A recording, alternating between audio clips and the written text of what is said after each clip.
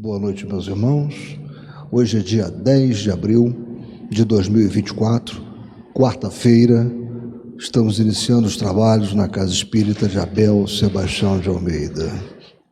Como sempre o fazemos, agradecendo a Deus, nosso Pai de infinito amor e bondade, a Jesus, nosso querido e amoroso Mestre, amigo incondicional de nossas almas, e a Maria de Nazaré, nossa Mãe Santíssima, rogando que nos envolvam no manto de paz e de amor. Também agradecemos pela essa oportunidade maravilhosa de estarmos aqui, acolhidos por essa espiritualidade atuante, essa espiritualidade que tanto nos auxilia em todos os momentos. Fica aqui, então, sempre as nossas palavras de agradecimento por essa zelosa espiritualidade que está ao nosso lado. Meus irmãos, então, nós vamos, hoje é um dia, como sabemos, dia de estudo do Livro dos Médiuns e também, na segunda parte, de desenvolvimento mediúnico e de dialogação fraterna. Então, eu não vou ocupar muito tempo do nosso irmão Mauro, apenas lembrar vocês que há um artigo, entre outros, muito interessante no nosso boletim de abril, que foi extraído da Revista Espírita de fevereiro de 1861, que é intitulado Escassez de Médiuns. Um artigo atualíssimo, que vale a pena, vocês podem lê-lo no nosso boletim informativo. Vocês podem ver que esse aqui é o de abril, porque na segunda-feira eu abri o de março aqui, que eu vou colocando tudo, e aí na hora eu peguei rápido, peguei o de março. Então não deixem de ler esse artigo muito interessante e tem tudo a ver com a temática deste dia, que é mediunidade, estudo do Livro dos Médiuns. Então, meus irmãos, eu vou pedir à nossa irmã Gláucia a gentileza de fazer a leitura da página do Evangelho, preparatória para os nossos trabalhos.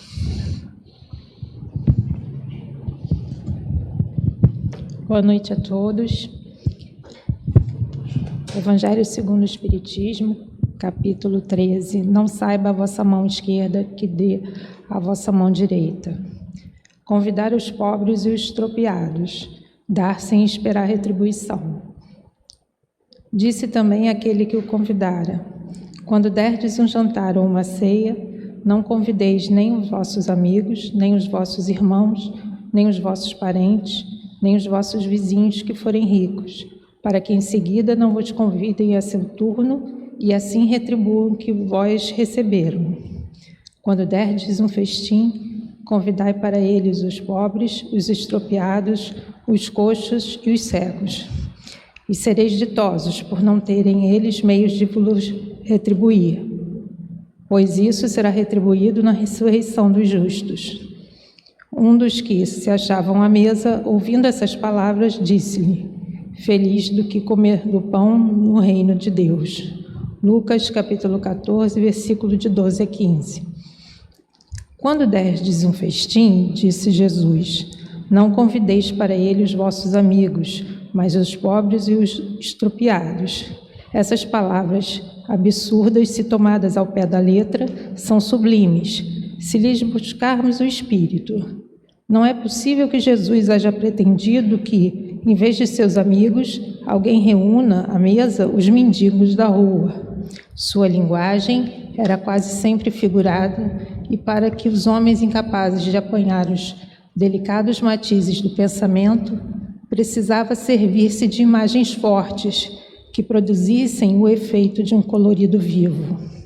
O âmago do seu pensamento se revela nesta proposição: e sereis ditosos por não terem eles meio de vos retribuir.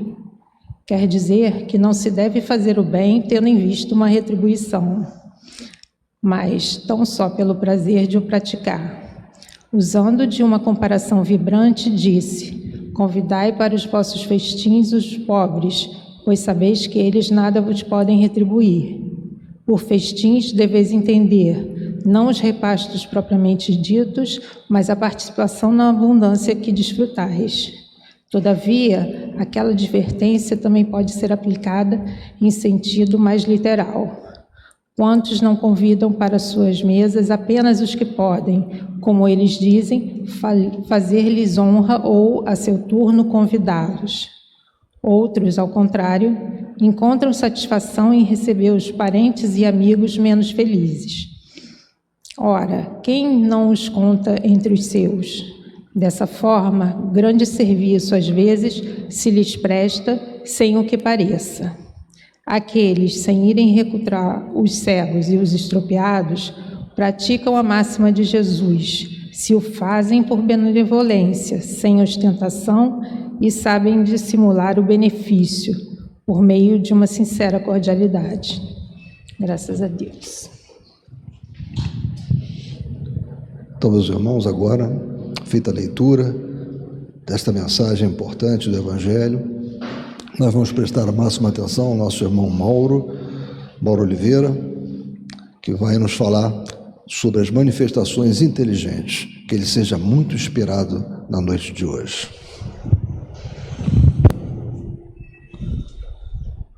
Queridos irmãos, boa noite.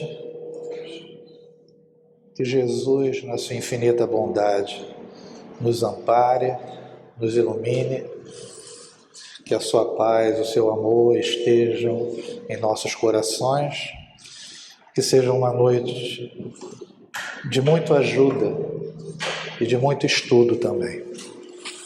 Dando continuidade ao livro dos médiuns, nessa segunda parte das manifestações espíritas, esse capítulo 3 das manifestações inteligentes. Nós vamos fazer, na verdade, nesse início, uma síntese, um grande resumo, na verdade, do capítulo 4, dos sistemas, né? Que o nosso irmão José Soares realizou e tirou água de pedra, porque é um capítulo muito grande. Mas, Mauro, isso foi de maneira aleatória que você decidiu isso? Não. O capítulo das manifestações inteligentes, Kardec cita dois sistemas, das causas físicas e do sistema dos reflexos. Então, como o capítulo 4 é enorme, a gente definiu e decidiu aprofundar um pouquinho mais, mesmo que de maneira resumida. Kardec, nesse capítulo, ele divide esses sistemas, nesse primeiro grupo, como sistemas de negação, né? O sistema de charlatanismo, sistema da loucura, sistema da alucinação, sistema do músculo estalante. Sistemas que negavam o fenômeno de qualquer maneira, né? E os outros de sistemas de afirmação, já aceitavam o fenômeno, mas de uma maneira ou de outra, Kardec vai expondo o porquê eles não seguiram para frente ou não foram válidos dentro da realidade dessas manifestações. Então vamos fazer rapidamente aqui o charlatanismo, que é o item 38. Entre os antagonistas do Espiritismo, muitos atribuem aqueles efeitos ao embuste, pela razão de que alguns puderam ser imitados. Segundo tal suposição, todos os espíritas seriam indivíduos embaídos e todos os médios seriam embaidores, de nada valendo a posição, o caráter, o saber e a honradez das pessoas. Se isto merecesse resposta, diríamos que alguns fenômenos da física também são imitados pelos prestidigitadores, o que nada prova contra a verdadeira ciência. Quer dizer, todos nós estaríamos dentro desse grupo, né, no sentido de que estaríamos falseando os fenômenos. Então eles negavam dessa forma. E Kardec coloca: o charlatanismo não tem cabimento onde não há especulação. Então, em algumas reuniões, não se ganhava nada em relação às reuniões ali. em relação às manifestações. Então não existia o porquê de existir essa enganação. Sistema da loucura, alguns por condescendência concordam em pôr de lado a suspeita de embuste. Pretendem então que os que não iludem são iludidos, o que equivale a qualificá-los de imbecis. Todos nós seríamos considerados desta forma, né? Quando os incrédulos se abstêm de usar de circunlóquios, declaram pura e simplesmente que os que creiam são loucos, atribuindo-se a si mesmo desse modo e sem cerimônias o privilégio do bom senso. Esse é o argumento formidável dos que nenhuma razão plausível encontram para apresentar. Então, todos nós seríamos esses indivíduos loucos acreditando nos fenômenos.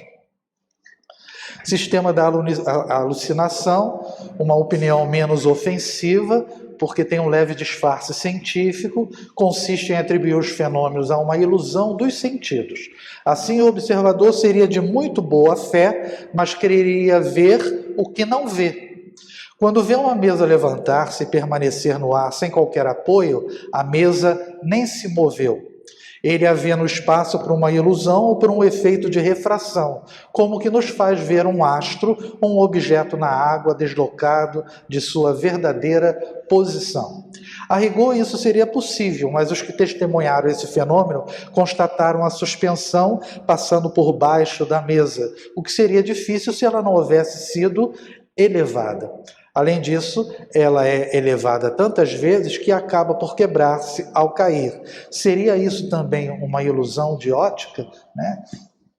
Então, todos que assistiam o fenômeno no auditório, a mesa levantando, passando por baixo, então todos estavam sendo iludidos nesse sentido, né? Alucinados em relação ao fenômeno. Do músculo estalante, o último, né, de que negavam, se assim fosse no que toca à visão, não seria diferente para os ruídos, né, para o ouvido. Mas quando os golpes são ouvidos por toda uma assembleia, não se pode razoavelmente atribuí-los à ilusão. Afastamos bem entendido qualquer ideia de fraude, considerando uma observação atenta em que se tenha constatado que não havia nenhuma causa fortuita ou material, né, não existia interesse. É verdade que um sábio médico deu ao caso uma explicação decisiva segundo pensava. A causa, disse ele, está nas contrações voluntárias ou involuntárias do tendão muscular do pequeno perônio, né, que é um osso comprido e fino da perna.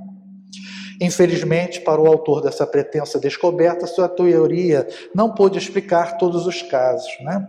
As irmãs Fox, na ocasião, elas se submeteram, inclusive, a isso, né? Porque eles achavam que elas também estavam fazendo estalidos, né?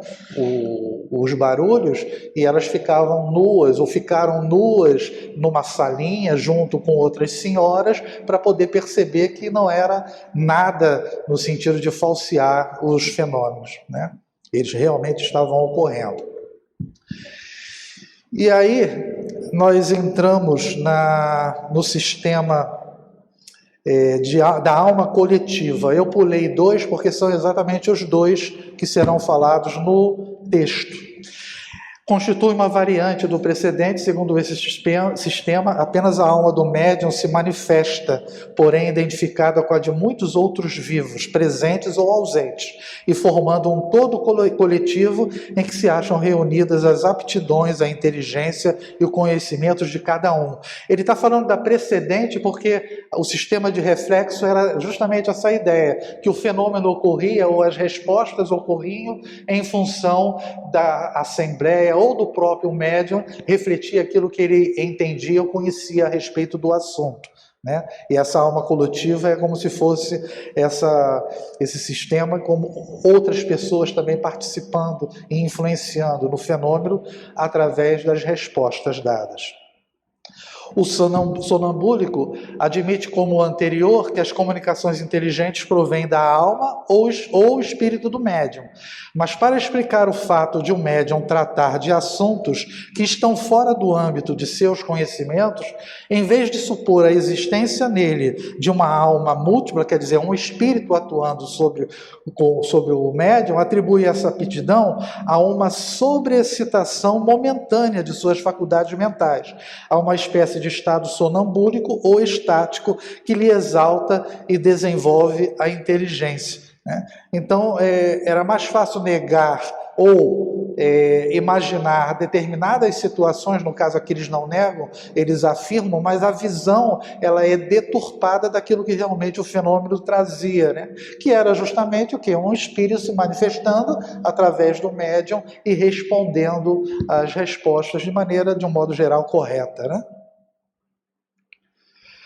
O pessimista diabólico ou demoníaco, entramos aqui numa outra ordem de ideias, porque, comprovada a intervenção de uma inteligência estranha, tratava-se de saber de que natureza era essa inteligência. Por incrível que pareça, apesar do preconceito, dessa ideia já pré-estipulada, né, da questão do demônio, isso ajudou. Né? Porque já era algo positivo achar que existia algo além da matéria, né? Se manifestando. Sem dúvida que o meio mais simples consistia em perguntar isso.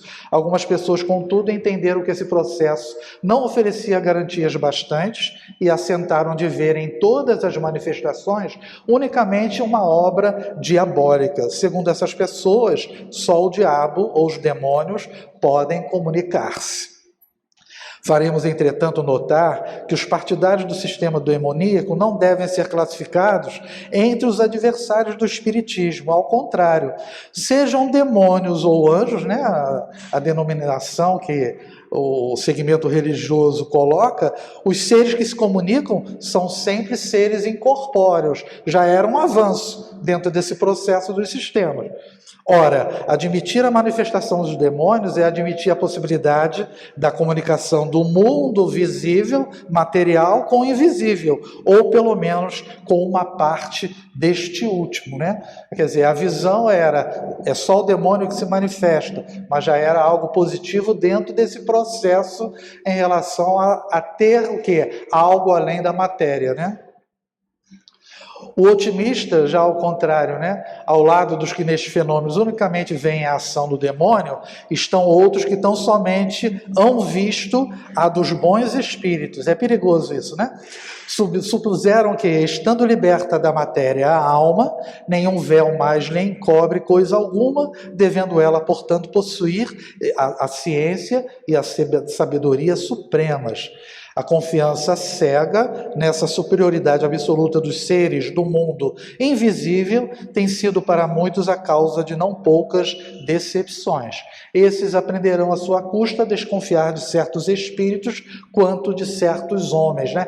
Não à toa Kardec coloca aquela escala espírita demonstrando que cada um tem a sua condição, né, de responder, de inteligência, de bondade. Então as pessoas se enganam e acabam acreditando em qualquer coisa, né? E falando espiritualmente falando, né?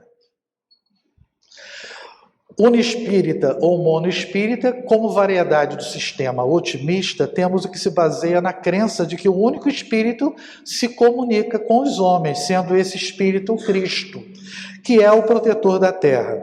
Diante das comunicações da mais baixa trivialidade, de revoltante grosseria, impregnadas de malevolência e de maldade, haveria profanação e impiedade em supor-se que pudesse emanar do espírito do bem por excelência. Quer dizer, algumas manifestações, e a gente sabe que principalmente as físicas, são espíritos inferiores que se manifestavam e existia violência nas manifestações, a maneira vulgar na fala, naquilo que era expressado. É Cristo que se manifesta dessa forma, né? Então, aos poucos, a gente vai percebendo que cada uma tinha algo de errado. Aí surge essa que é mais ou menos a adequada, né? Todos os sistemas a que temos passado revista, sem excetuar os que se orientam no sentido de negar, né? Ele está falando agora o quê? Tirando as que negavam, essas que afirmavam que o fenômeno ocorria, ele diz, fundam-se em algumas observações, porém incompletas ou mal interpretadas. Se uma casa for vermelha de um lado e branca de outro, aquele que a houver visto apenas por um lado, afirmará que ela é branca, outro declarará que é vermelha. Ambos estarão em erro e terão razão conforme a sua visão.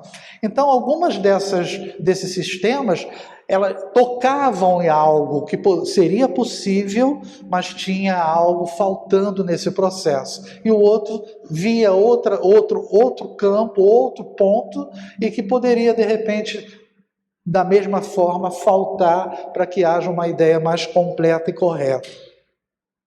Eis aqui as consequências gerais deduzidas de uma observação e que agora formam a crença, pode-se dizer, da universalidade dos espíritas, visto que os sistemas restritivos passam de opiniões insuladas, isoladas.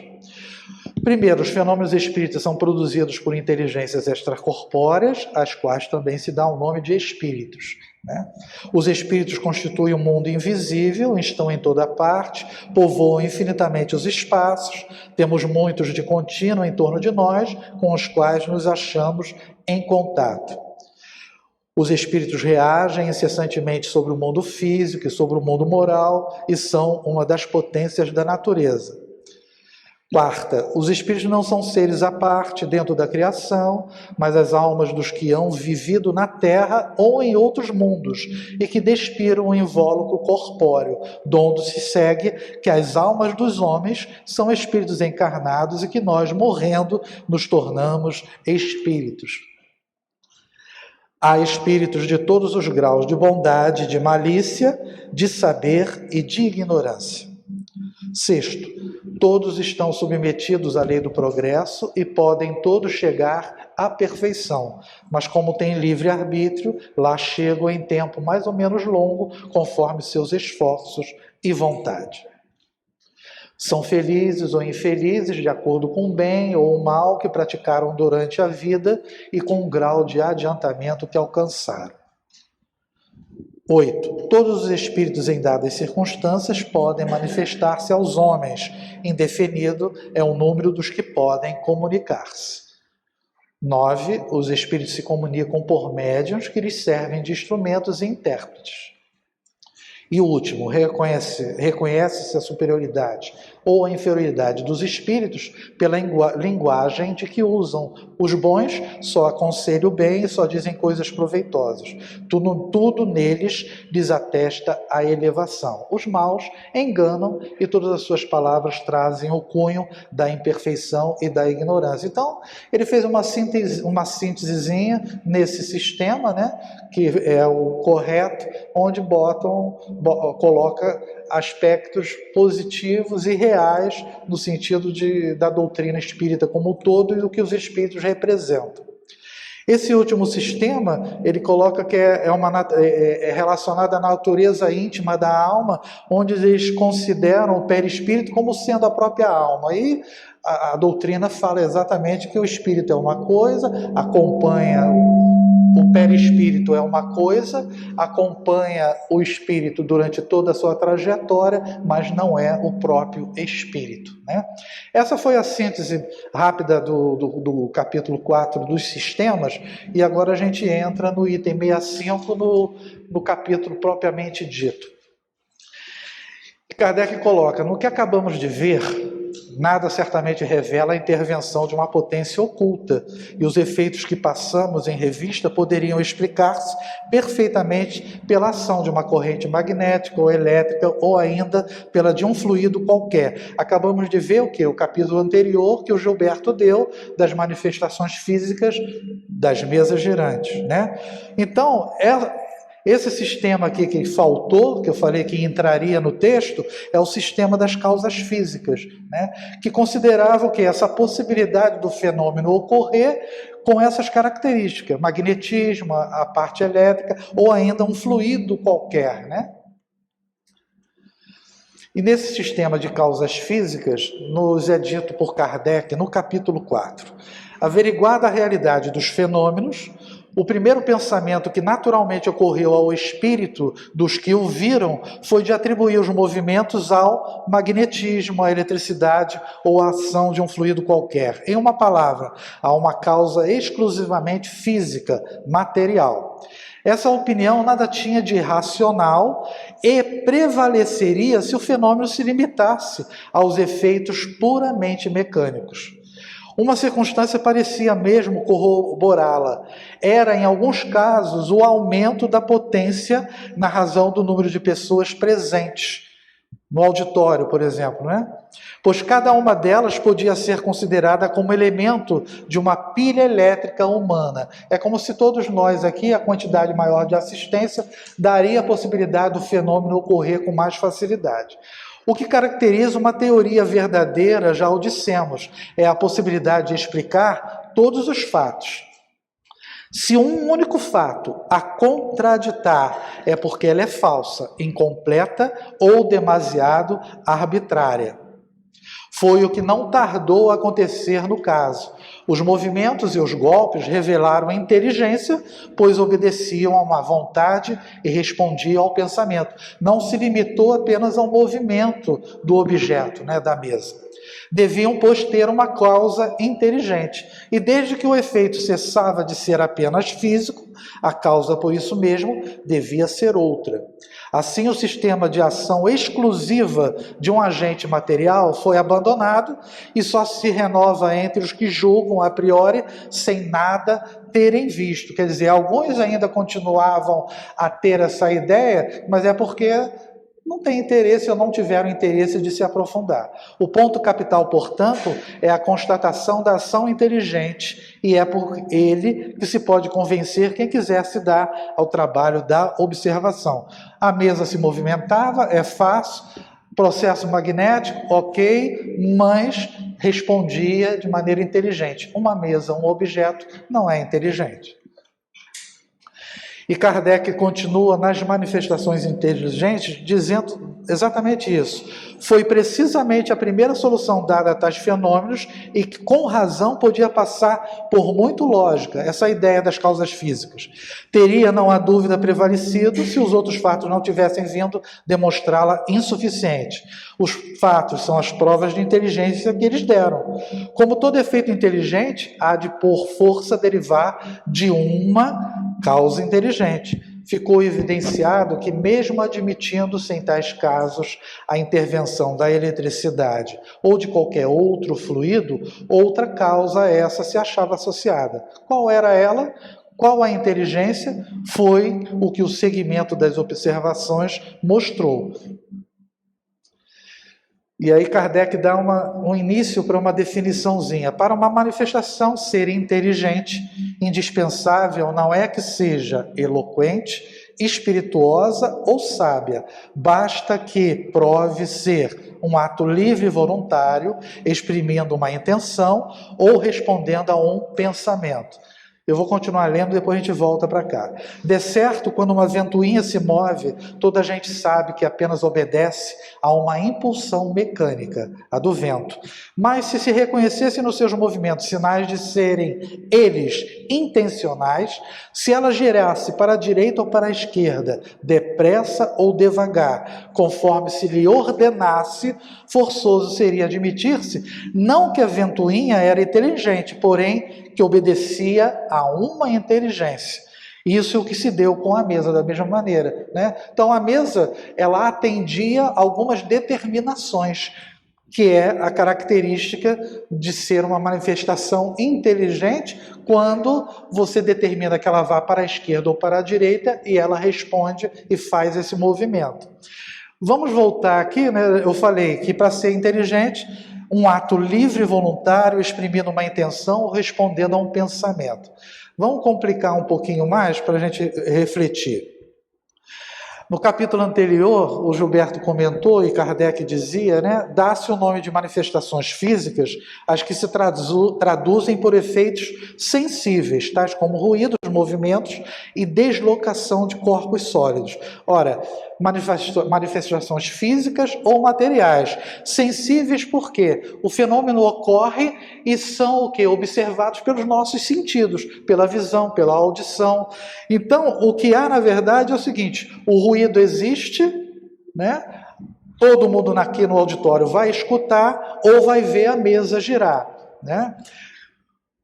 O Gilberto colocou esse slide, a gente só para relembrar os tipos, né? Ruídos, barulhos, pancadas e sinais, movimento, arremesso de objetos, lugares assombrados e as assombrações. Quer dizer, nesse tipo de manifestação física nós temos o quê? A questão da visão e da audição. O transporte de objeto, quer dizer, o meu passador está aqui na sala, ele vai e é transportado para outra dependência do SEASA. É diferente de apenas deslocar a mesa dali para cá, né? A escrita direta e a voz direta e a materialização na questão do quê? O tato, né?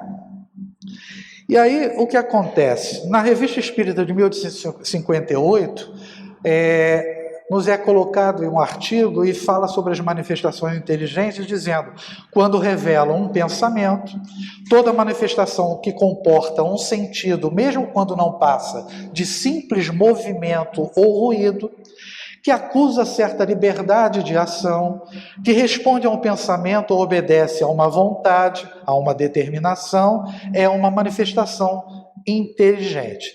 Então vamos lá. A gente pode entender o seguinte: a mesa se movimentou, ficou só dessa forma? Não. Por isso que eles falaram que poderia ser o quê? Apenas uma causa física. Mas ela se movimentou e respondeu a um determinado comando, né? Então, o que acontece? Houve uma intenção, né? E ela respondeu. Então, a gente pode dizer que as causas físicas, as manifestações físicas, e Kardec coloca essa sequência, de uma certa forma, porque são momentos históricos dentro do processo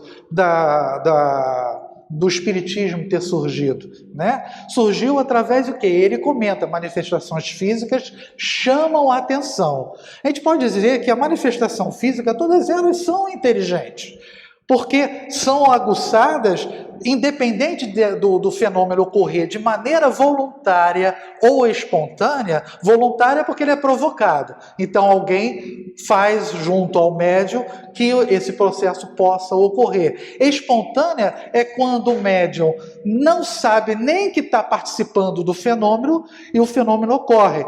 Mas o espírito está por trás disso. E ele, pela sua vontade, realiza, para chamar a atenção, o barulho na casa, onde as casas eram casas consideradas assombradas. Então, é só uma questão de terminologia. É lógico que o aspecto aqui, o segredo, é a questão da sensibilidade.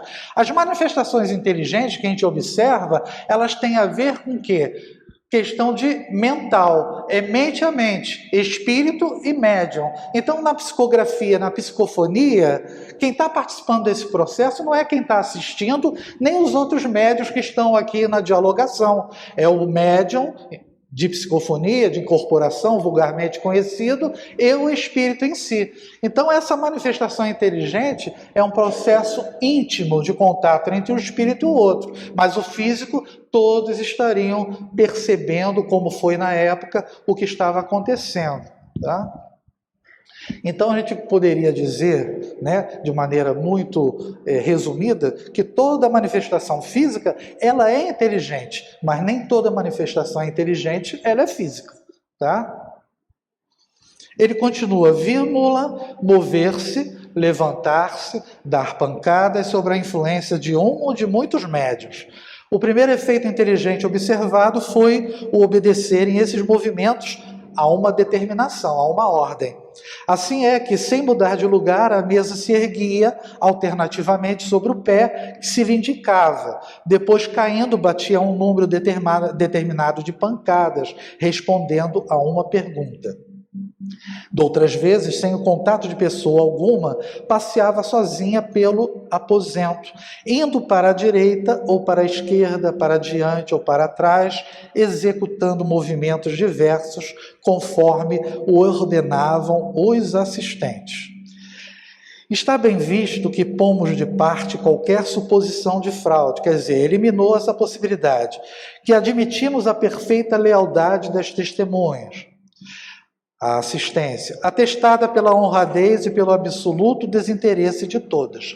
Falaremos mais tarde dos embustes contra os quais manda a prudência que se esteja precavido, né? Porque vai ter um capítulo a respeito disso. Por meio de pancadas e, sobretudo, por meio dos estalidos de que há pouco tratamos, produzidos no interior da mesa, obtêm-se efeitos ainda mais inteligentes, como sejam a imitação dos rufos do tambor, da fuzilaria de descarga por fila ou por pelotão, de um canhoneio, depois a do ranger da serra, dos golpes de martelo, do ritmo diferentes áreas, etc. Então, são coisas bem específicas, né, que caracterizam não simplesmente algo físico ocorrendo na movimentação, né? E tudo isso é direcionado. Raciocinou-se que, se naquilo havia uma inteligência oculta, forçosamente lhe seria possível responder a perguntas, e ela de fato respondeu por um sim ou por um não, dando o número de pancadas que se convencionara para um caso e outro, né? Então a gente vai relembrar o que aconteceu com as irmãs Fox em relação às pancadas. Kardec está falando das mesas girantes, porque é o que ele presenciou. Mas com as irmãs Fox, isso ocorreu na casa, né? Esse é o finalzinho, uma parte do depoimento da mãe, Margaret, e que ela dizia o seguinte, só para a gente dar liga ao que a gente está falando. Achava-se tão quebrada e com falta de repouso que quase me sentia doente. Tá? Meu marido, isso está no livro A História do Espiritismo de Arthur Conan Doyle. Tá? Meu marido não tinha ido para a cama quando ouvimos o primeiro ruído naquela noite. Eu apenas me havia deitado. A coisa começou como de costume. Eu o distinguia de quaisquer outros ruídos jamais ouvidos, quer dizer, era diferente. As meninas que dormiam em outra cama no quarto ouviram as batidas e procuraram fazer ruídos semelhantes, estalando os dedos. Minha filha menor, Kate, disse batendo palmas: Senhor pé rachado, faça o que eu faço. Então, começou a existir aquilo que a gente está falando, uma ordem, uma determinação.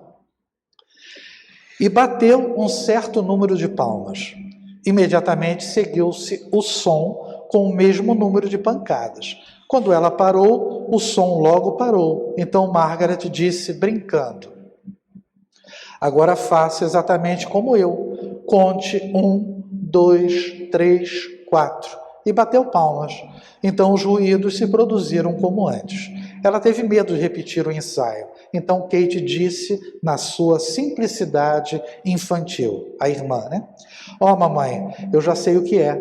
Amanhã é 1º de abril e alguém quer nos pregar uma mentira, porque isso ocorreu em 31 de março de 1848, né? Então pensei em fazer um teste de que ninguém seria capaz de responder. Pedi que fossem indicadas as idades de meus filhos sucessivamente. Instantaneamente foi dada a exata idade de cada um, fazendo uma pausa de um para outro, a fim de os separar até o 7º. Depois do que se fez uma pausa maior e 3 batidas mais fortes foram dadas, correspondendo à idade do menor que havia morrido. Ela, inclusive, eu não me lembro que parte do livro, isso daqui são slides tirados da História do Espiritismo que a Ana e a Sayumi dão, né, como estudo. Então, em algum momento, ela mesma como mãe não se lembrava muito desse último filho aqui morto, né? Mas depois, naturalmente, ela realmente percebeu. Então perguntei: é um ser humano que conversa comigo? Silêncio angustiante. É um espírito? Várias batidas foram repercutidas por toda a casa. Se for um espírito de um assassinado, dê 2 batidas. Estas foram dadas instantaneamente, produzindo um tremor na casa. Perguntei, foi assassinado nesta casa? Novas batidas ecoaram. A pessoa que o assassinou ainda vive? Resposta idêntica por 2 batidas. Pelo mesmo processo, verifiquei que fora um homem que o assassinara nesta casa e os seus despojos enterrados na adega, que a sua família era constituída de esposa e 5 filhos, 2 rapazes e 3 meninas, todos vivos ao tempo de sua morte, mas que depois a esposa morrera. Então, houve todo um processo de perguntas e respostas adequadas, corretas, e que foi aos poucos descobrindo quem estava se comunicando, o nome dele, Charles Hodgman, acho que é isso. Continuando aqui, Kardec coloca, por serem muito insignificantes estas respostas, a questão da mesa das batidas, da mesa, surgiu a ideia de fazer-se que a mesa indicasse as letras do alfabeto e compusesse assim palavras e frases, Então, no mesmo livro, nos é colocado, foi um vizinho chamado Duesler quem pela primeira vez usou o alfabeto para obter por respostas por meio de arranhões nas letras. Assim foi obtido o nome do morto, Charles B. Hodgman. A ideia de coordenar as mensagens só se desenvolveu 4 meses mais tarde, quando Isaac Post, um quaker de Rochester, tomou a direção. Então esse Isaac começou a organizar as mensagens. Então o que a gente observa, e Kardec vem demonstrando isso no livro, que a primeira preocupação dele foi dizer, os espíritos, lá no capítulo 1, existe espírito, eles fazem parte da força da natureza. No capítulo 2, sobrenatural e do maravilhoso, desmistificar a ideia de que eles eram espíritos fora do processo da natureza, assustadores, e aos poucos ele vai trazendo algo como sendo natural e demonstrando que o espírito é o quê? Ao contrário, ele não está fora de nada, ele faz parte dessa natureza como uma força atuante. Estes fatos repetidos à vontade por milhares de pessoas e em todos os países não podiam deixar dúvida sobre a natureza inteligente das manifestações. Foi então que apareceu um novo sistema, segundo o qual essa inteligência seria a do médium, do interrogante ou dos assistentes. É o sistema do reflexo que faltava dentro daqueles de afirmação. E esse sistema diz o seguinte, reconhecida a ação inteligente, aceitavam, restava saber qual seria a fonte dessa inteligência. Pensou-se que poderia ser a do médium ou dos assistentes, que se refletiria como a luz ou as ondas sonoras. Isso era possível e somente a experiência poderia dar a última palavra a respeito. Mas notemos, desde logo, que esse sistema se afasta completamente das ideias puramente materialistas. Já existe a crença na inteligência fora da matéria. Para a inteligência dos assistentes poder reproduzir-se de maneira indireta, seria necessário admitir a existência no homem de um princípio independente do organismo. Então, os materialistas já caem por água abaixo nesse sentido. Se o pensamento manifestado fosse sempre dos assistentes, a teoria da reflexão estaria confirmada. Mas isso só a experiência, dizemos, podia confirmar ou condenar essa teoria. E a experiência condenou, porquanto demonstra a todos os momentos e com os mais positivos fatos, que o pensamento expresso não somente pode ser estranho do auditório, da assistência, mas que lhes é muitas vezes contrário, que contradiz todas as ideias preconcebidas e frustra todas as previsões. O caráter inteligente do fenômeno não pode ser posto em dúvida. Logo, há nele mais alguma coisa do que uma ação meramente física, fluídica.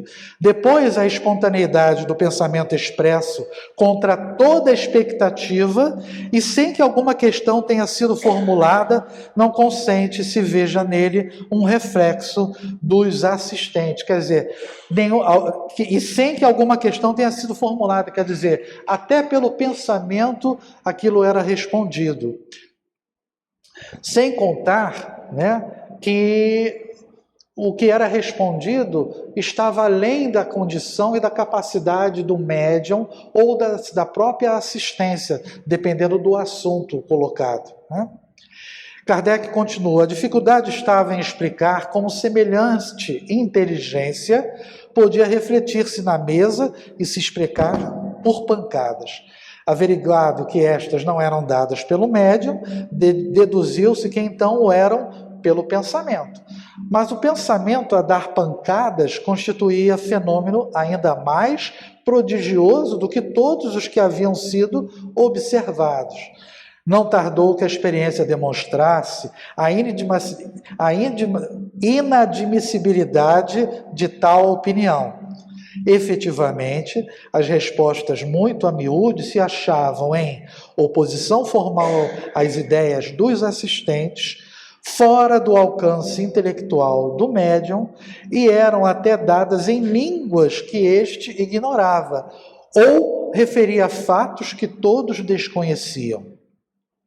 São tão numerosos os exemplos que quase impossível é não ter sido disso testemunha muitas vezes quem quer que já um pouco se ocupou com as manifestações espíritas.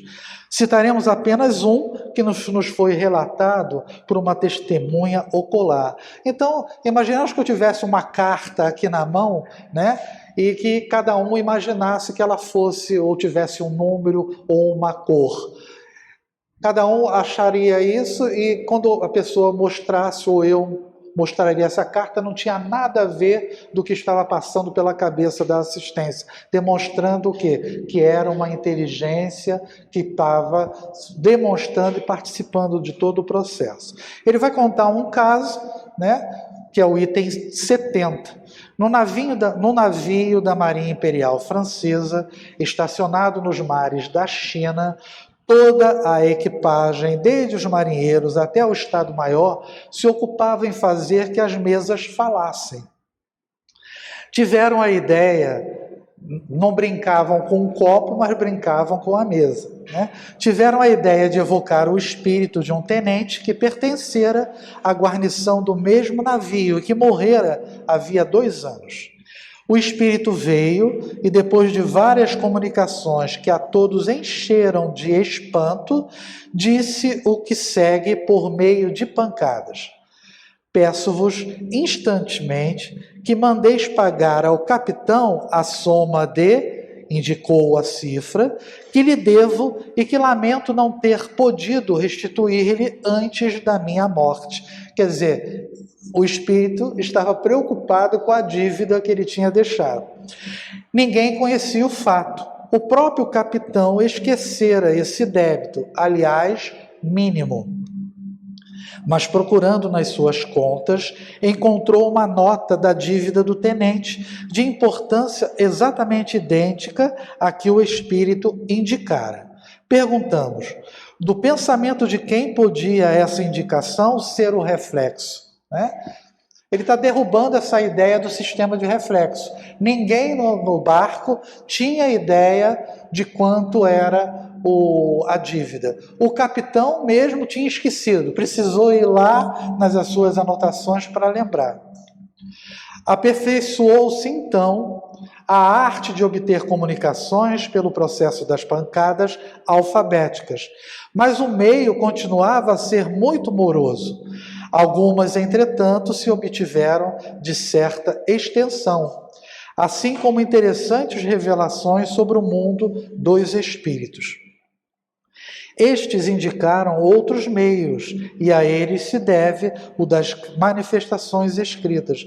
Então, o que a gente percebe é que, pouco a pouco, a espiritualidade foi direcionando aqueles que participavam dos fenômenos colocando o caminho para chegar exatamente o quê? De tornar as mensagens mais ágeis, né? Receberam as primeiras deste gênero, adaptando-se um lápis ao pé de uma mesa leve, colocada sobre uma folha de papel. Posta em movimento pela influência de um médium, a mesa começou a traçar caracteres, depois palavras e frases. Simplificou-se gradualmente o processo pelo emprego de mesinhas do tamanho de uma mão, construídas expressamente para isso. Em seguida, pelo de cestas de caixas de papelão e, afinal, pelo de simples pranchetas. A escrita saía tão corrente, tão rápida e tão fácil como com a mão. Porém, reconheceu-se mais tarde que todos aqueles objetos não passavam, em definitiva, de apêndices, de verdadeiras lapiseiras, de que se podia prescindir segurando o médium com sua própria mão, o lápis. Forçada a um movimento involuntário, a mão escrevia sobre o impulso que lhe imprimia o espírito, e sem o concurso da vontade nem do pensamento do médium. A partir de então, as comunicações de além-túmulo se tornaram sem limites, como é a correspondência habitual entre os vivos. Voltaremos a tratar destes diferentes meios a fim de explicá-los minuciosamente. Por ora, limitamo-nos a esboçá-los para mostrar os fatos sucessivos que levaram os observadores a reconhecer nestes fenômenos a intervenção de inteligências ocultas ou, por outra, dos espíritos. Então, a intenção de Kardec, nesse primeiro momento, foi, como ele coloca aqui, mostrar historicamente falando, o processo, né, e a maneira como eles se sucederam. Por quê? Porque ele vai, nos próximos capítulos, falar sobre a teoria das manifestações físicas, das manifestações inteligentes, desses artifícios aqui, né, a da pena de bico, da cestinha, tudo isso que, quando for falar sobre a psicografia, né? Aqui, como já vai existir, né, o outro capítulo, a gente não vai entrar nele, né? É só uma progressãozinha. Primeiro a mesa, depois definiu-se a questão com o lápis na prancheta, até chegar na psicografia propriamente dito. Creio que no capítulo de hoje, o principal foi aquele pedacinho que a gente começou a refletir sobre a diferença das manifestações físicas e da manifestação inteligente, né? Porque o espírito está por trás das manifestações, seja de maneira espontânea, com a intenção de amedrontar ou não, ou com a intenção de trazer mensagens realmente enobrecedoras, né? No caso da psicografia é isso que facilitou, né? Ou através do quê? Da determinação de maneira voluntária nos testes que foram realizados com os médiuns para que o fenômeno físico ocorresse. O problema é que os espíritos não estão ou não estiveram a bel prazer deles. Então, reunia-se, tentava-se o fenômeno e o espírito não fazia ou não aparecia, porque às vezes não tinha interesse ou não tinha intenção de estar naquele momento realizando. Não era só uma questão do médium não poder, é porque eles não estavam ao bel prazer daquilo que os cientistas, digamos assim, desejavam estudar a hora que desejassem, né? Bem, o capítulo encerrou, ele foi pequeno, então o resumo ali foi só para complementar, já que o próprio capítulo tinha esses dois sistemas citados, a das causas físicas e dos reflexos. Tá? Uma boa noite a todos, muito obrigado, muita paz.